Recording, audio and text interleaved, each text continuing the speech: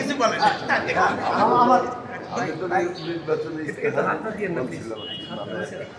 নির্বাচনের আমার কাজকর্ম শুরু হওয়ার প্রথম থেকে যে গোপালপুরটা কিন্তু অবহেলিত হয়েছে।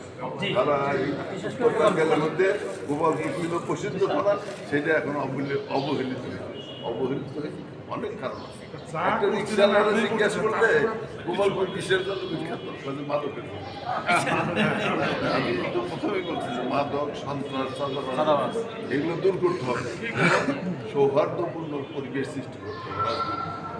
আমি একা উন্নয়ন করতে পারবো না, সকলের সহায়তা মানুষদের জন্য যেমন সহযোগিতা দরকার, আরও যারা রাজনৈতিক কর্মী নেতা আছে, দল আছে, সকলের সহযোগিতা হলেই একমাত্র এগুলো করা সম্ভব।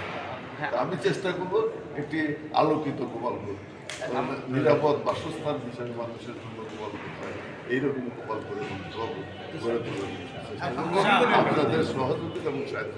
আমার একটা দাবি ছিল ভাইয়া, যে আমাদের এখানে তো বলতে গেলে লক্ষ লক্ষ পর্যটক আসে, সামনে যে রাস্তাটা রয়েছে ওখানে ভাঙ্গা, একবার গাড়ি উল্টে গিয়েছি। আমার প্রস্তাব হচ্ছে, যেহেতু এটা আপনারই মসজিদ, আপনার এলাকায়, এই জন্য প্রথম মানে সংসদের প্রথম প্রস্তাবটা মানে আমার এই রাস্তা যেন 4 লেন করা হয়।